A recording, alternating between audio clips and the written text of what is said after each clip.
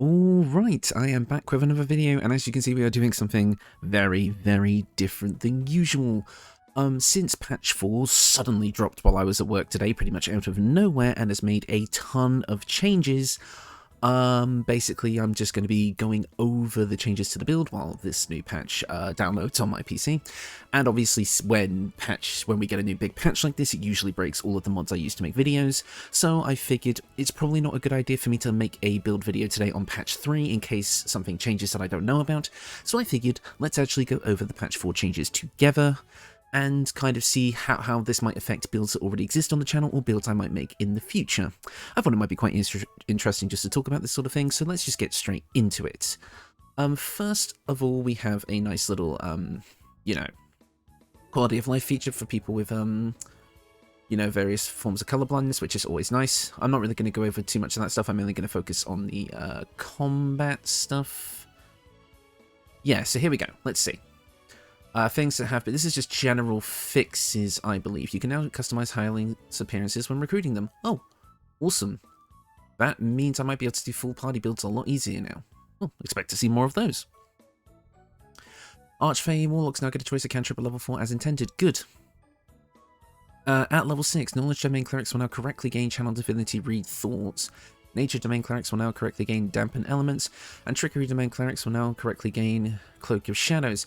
This means that all of my builds that have featured these subclasses, which is not very many, will actually be a bit more powerful now. I think my Mieleki's Guardians uses Nature Domain, but I don't think it goes that far. Knowledge Domain is obviously one I've used a couple of times, and I don't think I've used Trickery yet. So, but I will take this into account for future builds. Let's see. I don't think I did have a brief read of these at work, like some of the main things, if you saw my post earlier today, but I'm actually having a proper look at it now. They fixed the Cazador fight, so you can't just throw him off a cliff. That's funny. Let's see. Crashes and blockers. Yeah, not too worried about that. Combat and balance. Here we are. Here's the big one. When a character uses an offhand ranged attack, dual crossbows, dexterity is no longer added to the damage. This now aligns with offhand melee attacks. This means you need the 2-weapon fighting style in order to be able to use dual crossbows to their full potential. And later on in the patch notes, they do also mention something about adding dexterity to the chance to hit without offhand ranged weapons without the dual wielder feat. So you do also need the dual wielder feat now, as well as 2-weapon fighting, to make dual crossbows as powerful as they are, which means they're not as splashable in, just regular builds anymore. You can't just give any build dual crossbows and it'll work. You do now need the feat and the fighting style, which I actually think is an overall positive change for the game. It means that there isn't always going to be a single contender for the greatest build over all others. So yeah, I think that is going to do better in the long run. I think the classes that would use dual crossbows, like for example fighter rogue combos, or maybe swordsbard rogue combos, are still going to get a ton out of this, because swordsbard will still get the 2-weapon fighting style, and obviously rogue's double bonus action from the thief subclass is still going to work with this. You just do need to pick up the dual wielder feat somewhere along the line.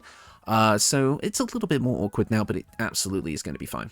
I don't think this is going to really change the balance of the game that much. It just means you do have to more deliberately build into dual crossbows rather than just splashing it into anything, which I think is healthy for the game. Rage can no longer be used while under the effects of calm emotions. I mean, I didn't even know that was a bug, so yeah. The Spellmight gloves now only work with spells that have attack rolls, so I think this affects my True Strike build, if I remember correctly. I can't remember if I use these or not, but I don't think it's alright. I think it's fine, sorry. Wearing the 1T scale mail, oh no, please don't nerf my favourite armour, while having the medium armour master feat no longer caps the AC dexterity bonus to 3. Oh, they've actually fixed it. Oh, neat, awesome. Cloud Kill upcast to level 6 no longer costs a level 5 spell slot. Darn it. Updated the Mud Elemental's multi-attack to only deal bludgeoning damage. Okay. Improved the Flame Blade's AI. That is very non-specific. Does that mean they're fixing the fact that it sometimes scales with strength? And I think there was a bunch of people talking about a bug that if you level up in a different casting class after getting Flame Blade, it changes to that. So that might be what this means. I think they've probably fixed the weapon's scaling and which spellcasting attribute it uses. So whether or not that's a nerf or a buff is up to you, but whatever. These are like enemy specific things. fixed sneak attack applying to spells in certain conditions. So people who were saying I should have taken Rogue in my Eldritch Blaster caster video, which I believe was my 1000 subscriber special, that no longer works, so my build is now probably the better option. I swear I'm not that self-centered. Obviously it was a bug, and I'm glad it's been fixed. Hail of Thorns now maintains its cost at higher levels. Okay. The Topple the Big Folk action unlocked with the Baldurian's Giant Slayer can now be used against creatures of any size. Okay. The additional damage in the prone condition will, however, only be applied to large, huge, and gargantuan creatures. Okay, so it doesn't really do anything, but you're not restricted to not being able to use it. Cool. Adjusted the price of the Hood of the Weave and the Circlet of Inner Turmoil. Okay. Increases applies to the Scroll of True Resurrection. Okay.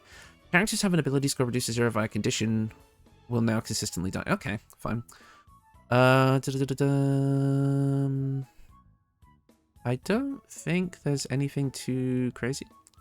Oh, Mirrodin Wild Shapes for Circle of the Moon Druids now have damage resistance befitting their elemental type. Very good. Ooh, hang on. Way of the Open Hand Monk's Flurry of Blows push action now deals falling damage to targets pushed off ledges. Did it not do that before? That's really funny to me.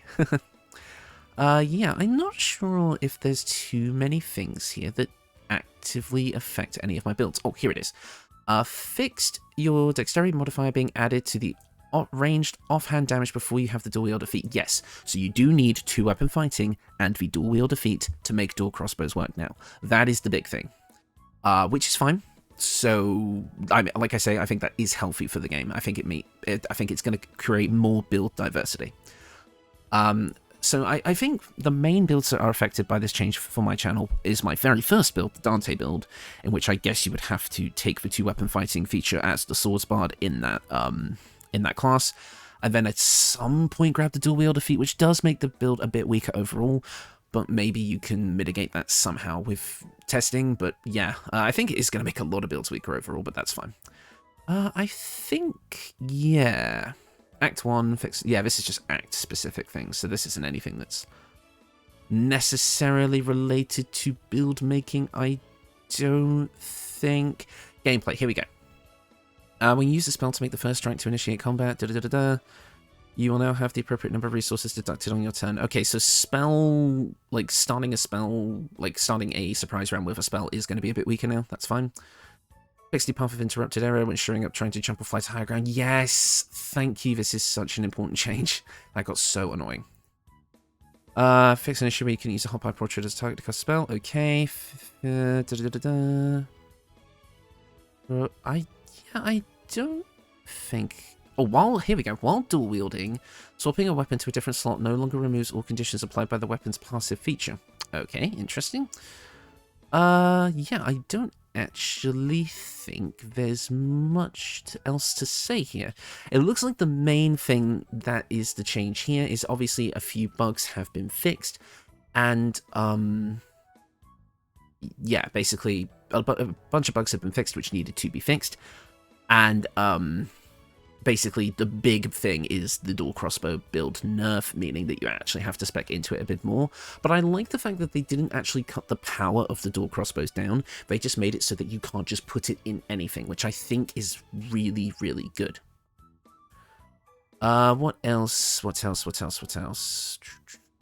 I don't think there's much else. I think it's mainly just bug fixes. Controller stuff, yeah. The only other thing I did notice in these patch notes when I looked across them earlier, I'm not sure where they are in these patch notes, but there did seem like there was some buffs to the Slayer form. I believe it was they had made Let the Slaughter Begin in action, which isn't a buff, but I think they fixed some of the, like, DCs and such. Yeah, I'm not exactly sure. Like, again, this is just a very light reading of the patch notes. Well, that's interesting. Well, that is cool. And yeah, a lot of it is just extra story stuff, so I think I'm going to leave it there. My main thing that I wanted to talk about was, in fact, actually, maybe if I could just do Control Slayer. Yeah. As the Slayer, yep. Yep. Updated the Slayer form spell tooltip should health increase at 10th level. Cool. That it is a health increase at 10th level. Oh yeah, the Slayer saving throws are now dynamic. The Slayer also gains extra attacks as part of the form. there you go. That is a huge buff to the Slayer form. This makes my Halloween build, my Dark Urge Alfira build, way, way stronger. So absolutely, the Slayer form is now worth using. 100%. The Slayer's Sword of Begin is now in action. Orin's Slayer form has also received a buff, okay? The Slayer's critical hit damage now works with higher level Slayers. Yes, awesome. Exactly what we want to see. Another buff. Reduced fast Slayer. No, fast Slayer. Nope. Yeah, so yeah, the Slayer form overall has gotten a huge buff as well. So yeah, I think that's all I actually want to cover in this kind of little build video thing. It's not even a build video, it's just me going over the patch notes to see if it broke any of my shit, and it did break some of my shit, which is a bit of a shame, but I think that's going to be the case for a lot of people. But yeah, the big thing is the dual crossbow nerf. This probably won't be its own video, actually, now that I think about it, because this did not take as long as I thought. Maybe it will be its own video, I don't know. I might have tacked this on to the end of my newest build video, so if I did, hello. But yeah, I think that's good. I will either upload this as its own thing, or it will be an attachment to an already existing video. So yeah, hopefully you all enjoyed this little weird thing I've done here, and I will see you all next time.